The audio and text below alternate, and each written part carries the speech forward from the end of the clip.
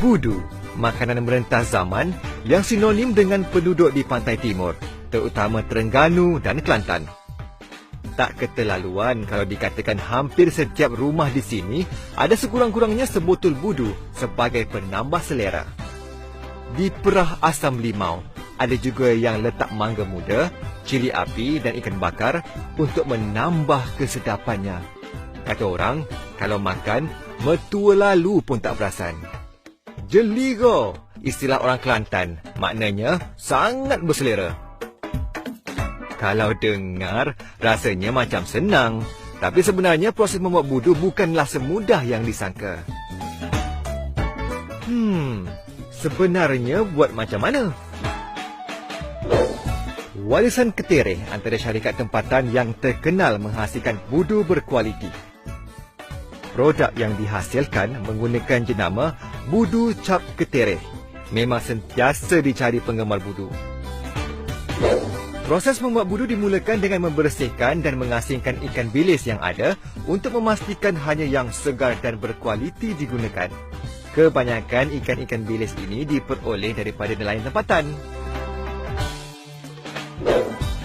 Di kilang warisan Ketereh ini, sepanjang musim, dalam sehari, lebih kurang 2,000 kilogram ikan bilis segar diproses dan diperam untuk dijadikan budu.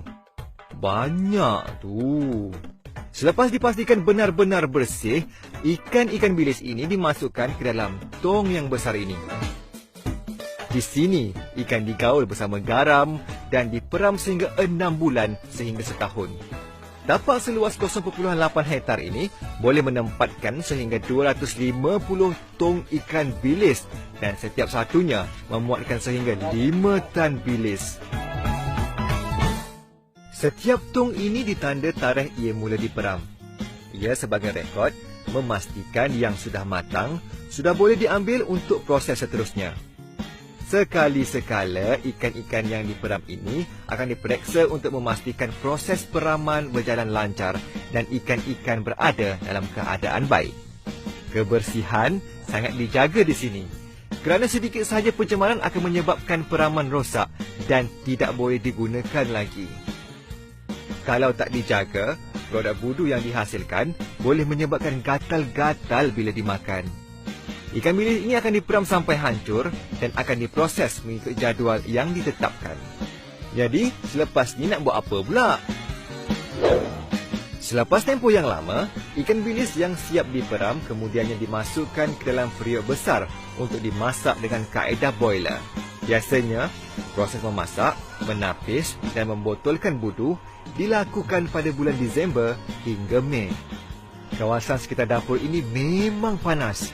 Dan biasanya, mereka yang tidak berkaitan dilarang masuk ke sini atas faktor keselamatan. Dicampur cili, asam jawa dan air manisan, bau budu yang dimasak memang semerbak sehingga ke sekitar kilang. Dengan kapasiti yang ada, warisan Ketereh mampu menghasilkan 1,200 dozen budu sehari. 80 pekerja bertungkus lumus untuk menyediakan kira-kira 5,000 dozen atau 60,000 botol budu setiap hari. Di sini, proses pembungkusan dan pemotolan dilakukan menggunakan 2 kaedah, teknologi moden dan tenaga manusia atau manual. Dalam setahun, kilang warisan Ketereh boleh mengeluarkan sehingga 10 juta botol budu. Semuanya untuk pasaran dalam negara. Itu pun dengan cerita ia masih belum mencukupi. Selesai dibotolkan dan diletak label, budu sedia untuk dipasarkan. Gudang simpanan ini memang nampak penuh, tapi percayalah, itu cuma sekejap saja. Kebanyakan produk Budu ini sudah pun ditempah pelanggan yang datang sendiri ke kilang untuk urus niaga secara langsung. Budu pernah mendapat perhatian dan menjadi kajian pada pakar pemakanan dari Jepun, Amerika Syarikat, Australia, New Zealand dan Jerman. Menurut mereka, Budu bukan sahaja dikatakan mampu menambah selera, malah ada khasiatnya. Antaranya, meningkatkan daya tahan tubuh dan melawan radikal bebas. Jadi, apa tunggu lagi?